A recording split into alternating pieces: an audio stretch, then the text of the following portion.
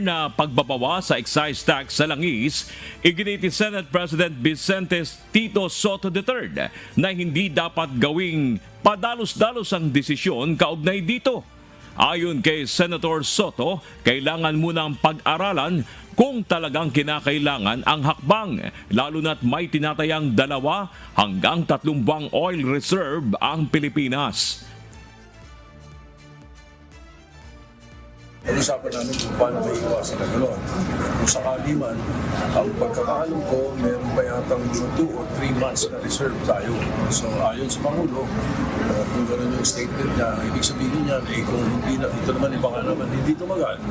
So we might be worried about something that we should not be worried about at this point. So in the meantime, pag-aralan namin. Nagbabala rin si Senator Sherwin Gatchalian na maaaring umabot sa 300 bilyong piso ang mawawala sa kita ng pamahalaan sa loob ng 1 taon kung sususpindihin ang excise tax. Maanya, maaari itong magdulot ng dagdag na pasanin sa ekonomiya na bumabangon pa lamang mula sa mabagal na paglago.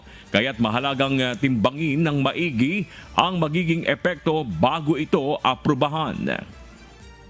Ang problema lang with excise tax is malaki mawawala sa kaban ng gobyerno. Ballpark ko lang natatandaan ko last time na kasi maraming beses ito napapag-usapan. It's around 300 billion ang mawawala. So it's a substantial amount na mawawala. Gaano katagal yun? 1 year.